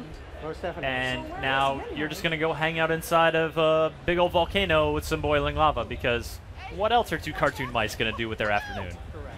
So here we have you know, IGC that shows off the full voice, all done by Disney character voice actors. And our first boss. This is based off of Pete's Dragon from the Electric Light Parade, Elliot from, you know, from Pete's Dragon. He is a little different. He's a little different. He's one of our, what we call our Blotworks characters. And so what that is in the first game we had Blotlings, the spatters, the, you know, the minions of the Blot. And we also had Beetleworks, which were the mechanical animatronic enemies that we introduced. This time around, you'll see as he moves forward, the Blotlings have found a way to pilot the Beetleworks, and so they're inside kind of driving. So Mickey and Oswald have to work together to kind of expose the spatters inside of the... I guess we've been having some audio issues there, so you got a mic in the hand now, so it's even more like performing. If you feel the need to bust in a song, please, by all means, do it. It would be fitting for the game. It would be fitting. I don't know if everybody would enjoy that as much as some, but... So, as they kind of progress here, they're trying to get the Blotling out of here so that they can either friend again or destroy him. And your choices will have impact even in the boss fights, as they did in the first game. Now, choices that you make during the boss fights or leading up to the boss fights? Both. Okay. So, yeah, all of your choices. So, you know, as you get to the boss fight, the face of this will change completely depending on which route you took. As you progress through it, your rewards and even things later on in the game will change depending on how you deal with the boss.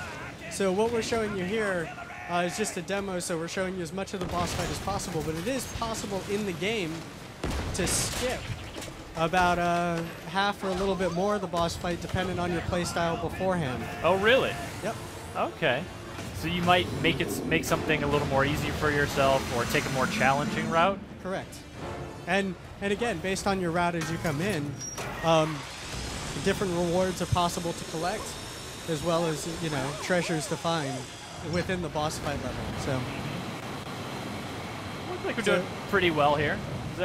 How's the Demor's performance doing? He's doing all right, but ooh, getting tagged. Yeah.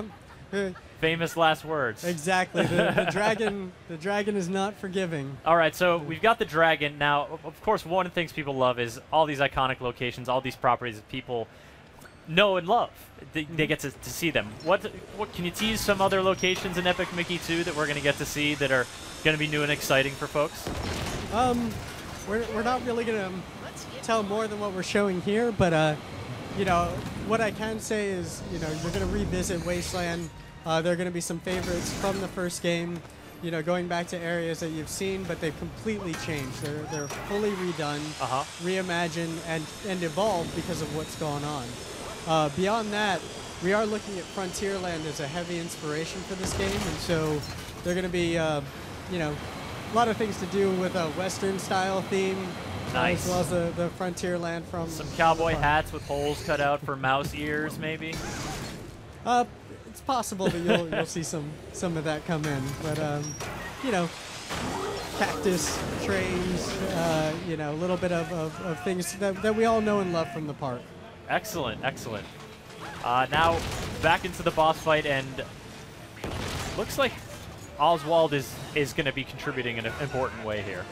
Yeah, so Oswald in the boss fight, if you've been watching, he can distract the dragon, so Mickey can, you know, kind of maneuver his way around and get to the spots that he needs to get to. He can also shock him in order to stun him, and you know, again, make your life a lot easier. So Oswald becomes a very handy element throughout the entire game, as well as the demo and the boss fights. So, oh, the lava is rising. Oh. And when that lava's rising, you better get out of the way. All right, Chase. So, Epic Mickey 2, The Power of 2. Obviously, folks can get excited for the co-op, for new HD graphics on the 360 and PS3, and of course on the Wii as well. And when's it coming out? When are people going to get to play this game? They'll get to play it fall this year. You know, that's about what we're saying as far as the release date so far. Sure. You know, even though we're showing you a snippet here, there's so much more to explore in Wasteland, and so many things to do, whether you're playing by yourself or with a friend. I wish we could tell you everything right now. Like, I'm so excited to just kind of... just go ahead. No, I understand. You know. Yeah, but you know, from what we've shown, you know, from the announcement to what we're showing here at E3, I can tell you this is only very little of the game, and there's so much to explore and see. Very cool, Chase. All right, Epic Mickey 2, and it looks like this boss fight is going much better. I'm confident that we're going to be able to vanquish the dragon, but I think we're about done. Anything else you want to mention about this game coming up? I'm just really excited for everybody to see it. It's a great experience and just Disney to the core. So, you know, please enjoy it with a friend, family member. You know, it's going to be a lot of fun. Excellent, Chase. Thank you so much for coming on, showing it off. Epic Mickey, The Power of 2. Thank you very much. All right, folks. Up next, we've got The Last of Us. You're going to see some of that post-apocalyptic awesomeness in just a moment. But first, we're going to check in with Carlos Ordella at Microsoft's booth in the South Hall. Yeah. Hey everybody, Carlos Rodella here with GameSpot coverage E3 2012. We're in the Sony booth. That, by the way, was the Wonder Book. You see that? It was like a visual come-to-life book thing. I don't know. Maybe not for me. It's got Harry Potter, though. Come on. So we're here. Right here is PlayStation Network. And there's actually quite a few titles that I actually want to see and we'll go into later. But Pop-On Yo being one of them. Dyad, which I've played before, is just awesome. And Hell Yeah. We'll get into that later. There's some really cool stuff. Counter-Strike's over there as well. God of War is obviously what everybody's talking about, so we're going to try to move over there.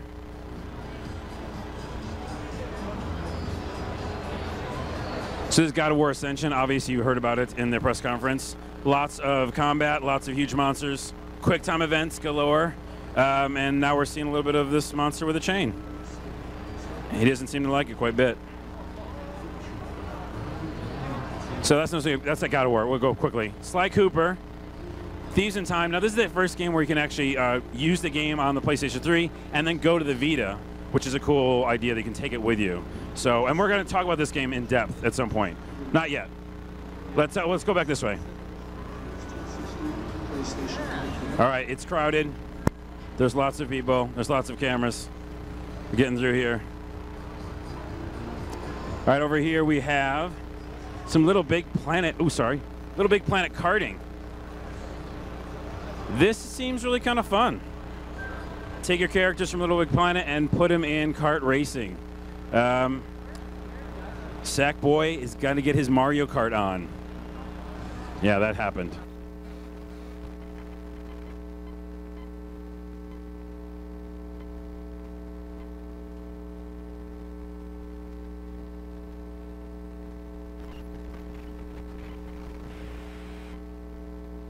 Excited because The Last of Us is here. We're here with Naughty Dog and Alex? I've totally forgotten your name. We just met in a flurry. I'm Neil Druckmann, creative director on The Last of Us. Neil, thank you so much for coming. And Ashley, I understand Hi. you're the voice actress Wow, for... my voice is really loud. It is and that coming just down made me from really up nervous. on top, so work those vocal cords. Voice of God. And you played the voice of Ellie in The Last of Us. Yes. Fantastic. Of course, Last of Us, great showing yesterday at Sony press conference. A lot of people excited about seeing actual gameplay, that game in action. For those folks who maybe aren't quite familiar with it, give us a quick overview. Give us the short synopsis. The short synopsis. The Last of Us is a story about survival. It's a story of Joel and Ellie, these two survivors trying to make their way through a United States that has been ravaged by a pandemic. And it takes place 20 years after the initial outbreak. And it's really about the bond and the relationship that Joel and Ellie form over their journey and the kind of hardships they have to deal with on that journey. Now, I think we've got some footage to show off here, but you mentioned the bond, so I've got to point this out. I think I just sort of assumed when I first saw that they were father and daughter, but have you guys confirmed that they are not father and daughter? Their relationship is a little more complex than just dad and his little girl running through the wasteland. Like, there's more to it.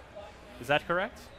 There's more to it, definitely. But they are not. They're not. Father and daughter. Yeah, okay, I can say that. I was like, wait a minute, am I allowed to say that? Yes, they are not father and daughter.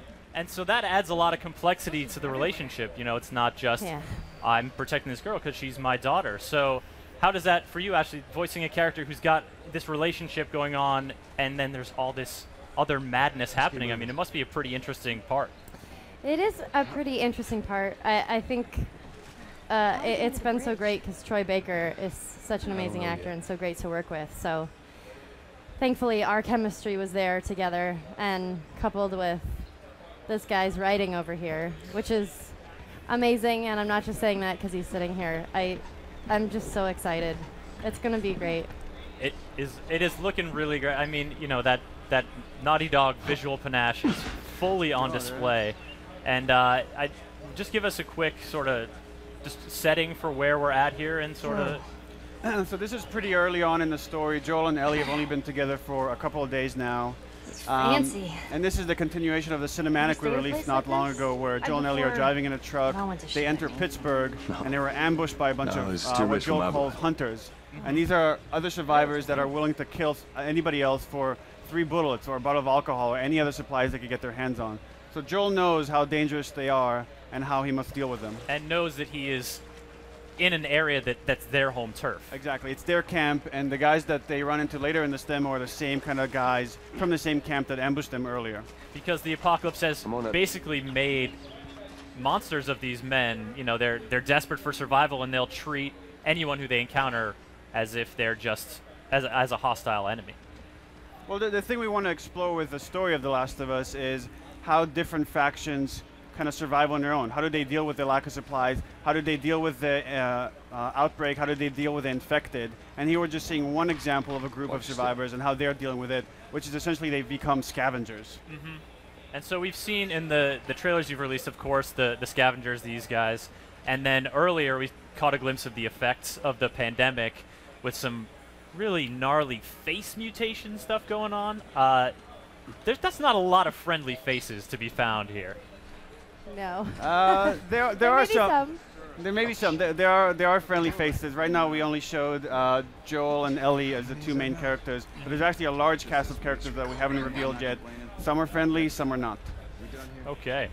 And now we have just come across some of the not friendly ones. And now the sort of stealth and moving through the environment not being detected is obviously a crucial part of the gameplay in this stage.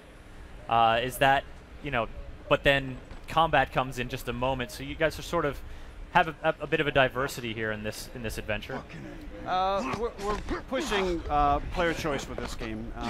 We have a behind closed doors demo where we're showing a different way of playing this section of the game, where you basically don't stealth any of these guys and you skip this first setup and you get to the upper floor of the hotel.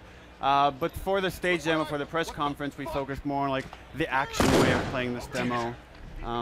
There's still Joel is losing line of sight with his enemies as you're playing through it. and the enemies are being stealthy themselves, so you can see a guy about to ambush Joel as he goes from one bedroom to another. Because, you know, they're trying to survive too. Yeah, I mean, another theme we're exploring with this game is the end justifying the means. And for them, killing Joel and Ellie and getting their supplies justifies saving their friends, saving each other. And for Joel and Ellie, they're just on the other side of that perspective. Okay. Now, Ashley, you've done some voice work for games and cartoons before, but as I understand, like Teen Titans, some Ben 10, that's a bit of a different tone than what you've got going on here. Very much so. So it's very, been a big change? It's very different. I mean, I've never done a video game before, let alone motion capture. So this is a whole new thing for me. But it's still, the content is so intense and so fun to work with. So in terms of motion capture, is that mostly facial animation that you were doing, or did you have some little balls on your arms and jumping around and climbing over stuff? The whole suit, the hat, and so, I mean, the way we capture stuff at Naughty Dog, we capture Ashley's movement, voice, and face all at once, and then that gets translated into the game. Very cool. Not the hair color, of course. And that's not just for cinematics; it's also for the gameplay sequences as well. And now part of the gameplay sequence we saw in this demo is, you know, Joel is not the only one taking on the enemies. Ellie's got a little knife. She gets in at crucial points, and I think a question that a lot of folks are asking about in the chat room is, how does she come into play in combat? You know, if you're primarily controlling Joel, perhaps, then, you know, how scripted is it? When events does she come in and decide to help you out? Ellie's moveset is all systemic. It's all AI driven. This genre, this game, required us to kind of reinvent the way we've approached AI in the past. And likewise with Ellie, we wanted the player to control Joel and be surprised by the actions that Ellie can take. So if Ellie can find a break, if the right situation occurs, she can get you out of a jam. Likewise, she's going to stealth on her own. She's going to find her own cover and behave intelligently in the combat space. And now here's another game mechanic that we just caught a glimpse of for the first time, is like some light crafting going on. Here it's a Molotov cocktail, but it seemed like people are scavenging. You got to improvise. How is inventory a big part of The Last of Us? Exploration is a big part of The Last of Us. We want you to go off the beaten path and look for supplies. You can find bandages, bottles of alcohol, rags. And then again, player choice, we want to let you, how do you want to approach combat? Do you want to approach it defensively by crafting medkits? Or in this case, Joel crafts a Molotov cocktail and can take out a couple of guys with it. And it's pretty gnarly. I mean, that's another thing about the game, is the level of violence, which, you know, is not intent. You know, you're not chopping off heads in blood geysers or anything, but it has this quality to it that's so immediate and so impactful that I think impressed a lot of people yesterday during the press conference. Is that, and there we have that dramatic ending, of course, which drew gasps and applause yesterday. How is that different from previous Naughty Dog projects, of course, the Uncharted series? What have you guys changed to make The Last of Us have a different feel in the combat arena? I mean, it's a new genre. It's a new story. It has its own tone. Like I was saying earlier, the story is about Joel and Ellie and their relationship that they have. But for you to buy into that relationship, the stakes have to be real. So very early on, we said the combat is not going to be over the top and gratuitous. It's all in service of the characters. It's all in service of the story. So we had to make the violence real and believable for you to buy how real the stakes are for these characters. And the stakes are high. These are clearly violent men who intend these people harm. But putting children in the way of harms, or, you know, teenagers, is not something that people do a lot in games. It's something you shy away from. Open world sandbox games, there are no kids running around on the street, you know. In a lot of games, the youth is protected from the violence, but here you've got Ellie in the mix. How is it to sort of walk that line of what people have done before and the putting a child in harm's way that way? I mean, we don't approach it like we don't consider whether people have done it or haven't done it before. It's like the story kind of came to be, and it's about contrast. The thing we really love about the idea of this game and the story and the gameplay, it's about extreme contrast. So it's about Joel, who's been on both sides of the outbreak, before and after, and he's become this hardened survivor, willing to do whatever it takes to survive. And then you have someone like Ellie, someone that all she knows is this post-apocalyptic world, and how she views the world, and how the relationship that they form became really intriguing to us, because there's such an extreme like sides of like that coin. And so that's why we have Ellie, and that's how old she is. It's to get that different perspective and to get those two extremes, to see the best and worst of mankind. Mm-hmm. And the character of Ellie, Ashley, you said, is just different than what you've done before. I mean, you know, your role in Avengers was, you know, a small but crucial, and a lot of fans are very excited about it. But Ellie is half this game that we've seen here so far. She's, you know, such a pillar of the game. How has it been for you to be that character? It's been so exciting. I mean, I always go back to, he's such a great writer, which I don't want to keep saying that, but I will. But it's been so fun, just the character that's been created, and the fact that she's 14, but she's still really tough and can hold her own. It kind of has to be tough, great. right? If you're living in that world, you have no choice. Yeah, and I've said before, like, I love the fact that she's not the normal video game girl. Like, she's not there to just be the hot girl or something like that. Like, she's there for a reason. So, I mean, yeah. The thing that's cool with like working with both Ashley and Troy is they infuse so much of themselves into the characters. Like early on, we were doing a part of this Pittsburgh scenario, and there was one of the hunters that was wrestling Ashley to the ground in a mocap session, and Ashley comes up to me. She's like, "I feel like I'd hit him. I want to punch him," and we're like, "Do it. Let's." And slowly, like, Ellie became more and more capable than even we thought initially she was, because of Ashley's input. How very cool to be able to inform it, not just with your voice, but also through the mocap process, which, you know, I would imagine you'd sort of think like, oh, it's going to be disconnect, it's going to be another face, another character, but no, that's you physically acting as well. Yeah, it's crazy, and when I watch it, it's so weird to see just the body movement, and it's like, wow, that's weird. That's how I walk. Very cool. Well, we've had a lot of people loving The Last of Us. Very excited to see more of it, and really glad you guys could come on here and show it off for us here on the show floor. Thank you so much. Yeah, thanks a lot. Excellent. All right, folks. Coming up next, we're going to take a look at another big hit from the press conferences, Assassin's Creed 3. But before that, unlike before when I told you we were going to Microsoft and we went to Sony, actually going to Microsoft and going to check out what Xbox is showing off for the Kinect.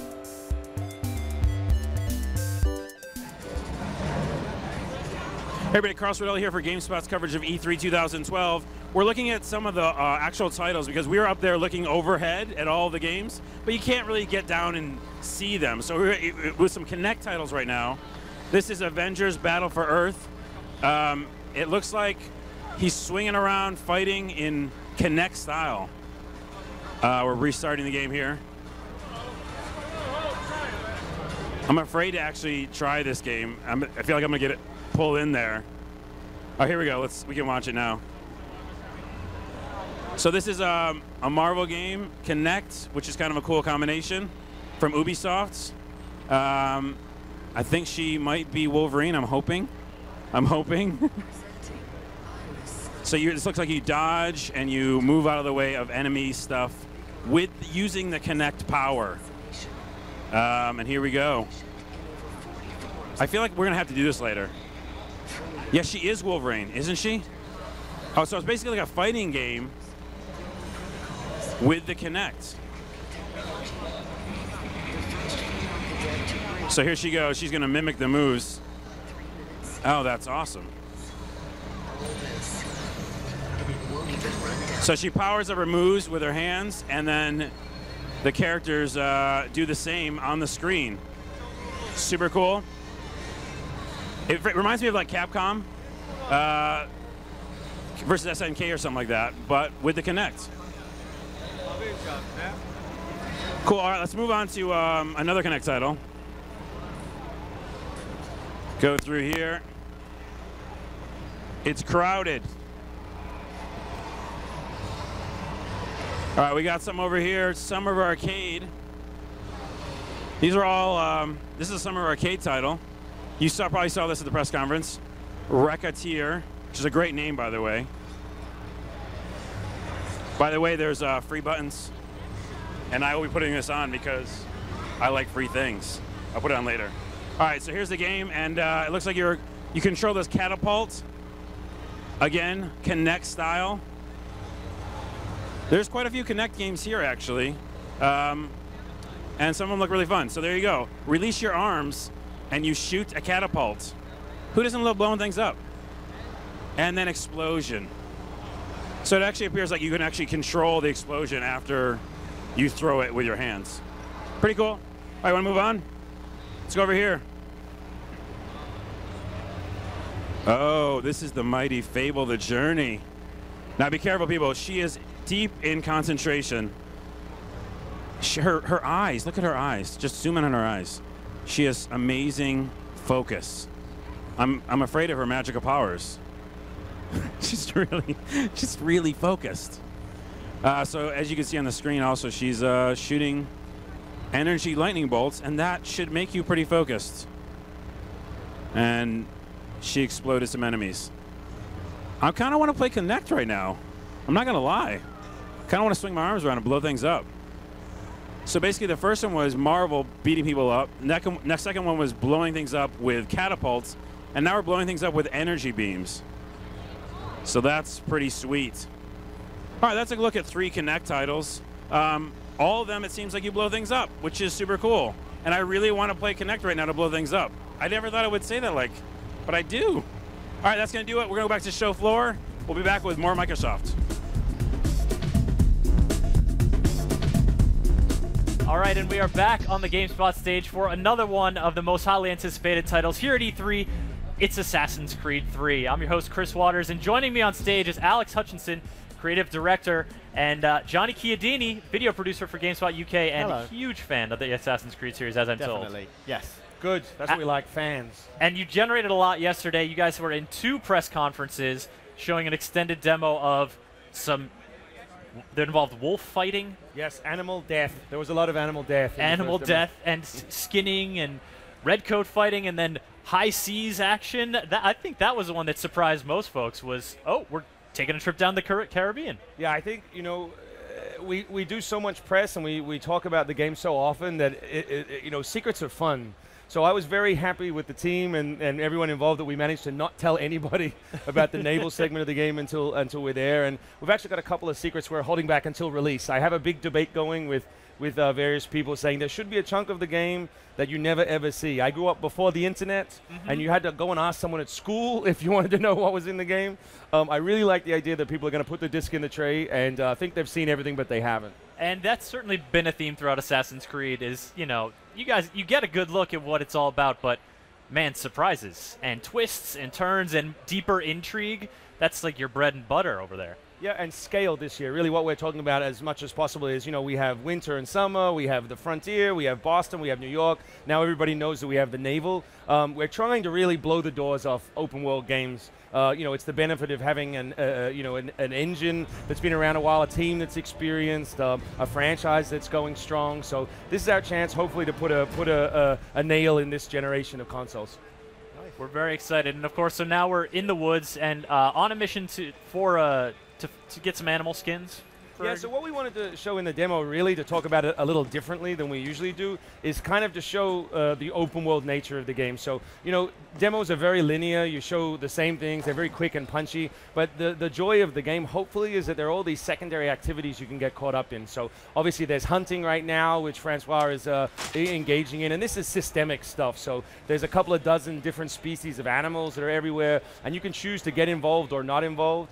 And then as Francois goes into the little camp below, you'll see him sort of gaining a side quest and finishing another side quest. So we just wanted to give you a sense of hopefully how the game will actually roll out. And now we've seen the bow obviously busted out, and of course that iconic tomahawk. Efren Javier, Javier, I think I'm butchering his name, asking a question about the tomahawk replacing. Is that replacing the hidden blade? Is that the primary assassination tool? And do you use that in hunting at all? Yeah, you can absolutely. I mean, we had a big debate about that, about assassinating wolves and bears and things. And you as can, we just saw right you there. just saw it. So, and you saw it there. He used the hidden blade. So we wanted an iconic weapon for Connor, and the tomahawk was a perfect fit. But he absolutely still has his hidden blades. There's some updates you'll see when you play it. One is that he's dual wielding, so all the combat later in this demo is both Tomahawk and Hidden Blade, and he can sort of flick it out and spin it and grab the hilt of it. So we wanted to keep it. It's obviously iconic and really cool, but we wanted to give it a spin that was specific to Connor. And so Connor, obviously a man who's comfortable in the wilderness, Mar0044 is wondering about hunting food. Is it primarily quest-driven, or can you sort of get out there and like take down a buck, and then like you've got your antler blade that you're jabbing in someone's neck? We got a couple of months left. I guess that's a good idea. It would be nice to have an antler blade. No, we wanted it sort of mostly quest. It's obviously also part of the economy, so you can sell the items that you gather, and depending on how you hunt them, so whether you shoot an animal or you use your hidden blade, you get different loot. So basically, you can imagine it's kind of like if I shoot a bear with a buckshot, I'm going to get a much worse skin than if I actually assassinate it and then take it in. So yeah, but the driving force is often quests or some of the side tasks, some of the clubs. The hunting club has a lot of that in it. But you are saying here that there is incentive to assassinate bears. Yes, as absolutely. if we needed any. Yes, but also I think it's just fun because then you have to, instead of just running up to animals and shooting them at a distance, you actually have to sort of plan your approach. They startle easily, so you have to kind of sneak up. So at first, some people on the team thought it sounded a bit funny, that idea of assassinating a bear, but what we mean is sort of the stealth approach. Sure. So it's a risk and reward kind of thing. Exactly. Assassinating a bear quite tricky? It's exactly it. It's not so much risk and reward. I mean, you're the assassin, you're still very powerful, but it is challenge and reward. So if you do it the harder way, get up in there and close and personal, then you'll get better stuff. Okay, cool. Now here we see him. We're infiltrating a fort of redcoats, the British, Johnny's ancestors, perhaps. Yep. Now, this is something we're joking about in the GameSpot office because we have a whole UK contingent here from GameSpot UK offices. This demo was focusing a lot on antagonizing the British, but when you're igniting a revolution, as you guys are saying, you got to get both sides riled up, right? Yeah, it's a really tricky one. We've sort of tried to find a way to message it, and obviously in all of our communications, it's always redcoats, because if you've got a 30-second TV spot or even a 4-minute demo, you need someone who looks always the same, who's going to play the role of the enemy. But, and those Minutemen just really did not have it together, they didn't dressed alike. Not the right outfits, really. Honestly. Yeah. And red on snow just looks too juicy. It doesn't work. Can't avoid it, yeah. But in the game, obviously the game takes place before, during, and after the revolution. And if you think about it, before the revolution, everybody's British. Even the Patriots, all the Lord, they're all British. They're it's a colony. So it's a funny question, and depending on how you approach it, yes, the only people you're killing are British, and technically everybody in the game is also British until the end of the revolution. But there are, Patriot Templars and Loyalist Templars as well. And you also have, probably no Templars in the indigenous peoples, but the Native Americans are also, you'll encounter them throughout the adventure as well. Yep, so Connor is half Native American, half European. We wanted someone who was sort of one step back from the conflict. Everyone joked when we announced, oh, it's going to be like The Patriot, starring Mel Gibson, and we were like, no, we definitely didn't want to make that game. But neither did we want to make a game where you were, fighting for king and country. So we wanted someone who was a step removed, just like the Assassins are a step removed. So yes, Native American culture is a big part of our research and a big part of the game. The actor who's voicing Connor is Native American. We went through 200 or 300 actors to find someone who was cool. Weird side note, every Native American actor in America is in Twilight. That's what we figured out. Really? Yeah, we found one of the 3 who were not in Twilight. We cast him. And we had consultants on board to help us with making sure the history was accurate, that even insignias we used, like to make sure that the Native American culture we're visually referencing is from the right part of the world and not from a different group in another part of America. So we hope people get a kick out of it. Yeah, historical accuracy has always been sort of a point of pride for you guys in terms of the setting, and it's great to see that being replicated here as well. In terms of questions actually coming in from the chat, Klopjob wants to know if there are any sort of equivalents to the underground platforming levels in Assassin's Creed 2. So there's sort of 2 parts to that. One is that idea that there are secret, cities beneath the real cities. That's definitely coming back in a brand new mechanic that we actually haven't communicated about at all yet, and I kind of hope we don't. You know, it sort of defeats the purpose of a secret tunnel system if you tell everybody. You know, so hopefully people will find it. And then the other part, the idea of sort of structured platforming or structured, you know, level challenges is also coming back, but the two don't fit together. So there's a whole other set of challenges that will hopefully fulfill that need of being structured navigation and combat. Excellent. In addition to the freeform navigation of a forest full of tree branches, which I don't know about you folks, but that is one of the more impressive sort of feats of animation that I've seen here at E3. Do you guys just get a kick out of thinking about which? Do you have to go out into the forest and like actually swing around on trees? We went on we started the game January 2010, so it's a scary long time ago now, and we did actually go to a few sort of climbing gyms and a few forest locations to play around with it. But it was funny when we started, everyone said, oh, Assassin's Creed is about climbing buildings, and what we thought was you can take it one step further back, and really Assassin's Creed is just about climbing. And so for me personally, coming onto the franchise, it was funny that the one thing I could climb in real life, which was a tree, was the one thing I could not climb in Assassin's Creed. So, you know, we thought we really want to blow it out and let you work with organic shapes and natural landmarks and cliffs and trees. And yeah, I think the guys have done an amazing job. So. And speaking of climbing, the ship's rigging, of course, being another great target for that. And here we are checking out the Caribbean demo section that you showed off yesterday. Connor's dressed up a little bit. Spruced himself up, looking quite dapper. Yeah, looking sharp. Well, it's a funny one, and it's another thing we've sort of been wrestling with, which, you know, we have this very iconic character who has, you know, the hood is very much part of the Assassin's mythos, and we believe we have one of the few characters in games where if we put out a poster, people say, oh, it's the Assassin. You know, and that's very difficult to build, and it's, you know, it's a lot of fun to play with, but as we move around different time periods, it's more or less appropriate. So while we're keeping it obviously for the core outfit, and we did find references of hunters and trappers in the 18th century with white hoods, believe it or not. So there are actual period reference. When he does other things that are a bit different, like the naval sections, we wanted a different outfit. Of course. Got to have a hat when you're on a boat. Look, he's on a boat. Now, as he sort of navigates through, I think it's a good time for Lulmont's question. Asking about the Wii U version of Assassin's Creed 3 revealed this morning during Nintendo's press conference.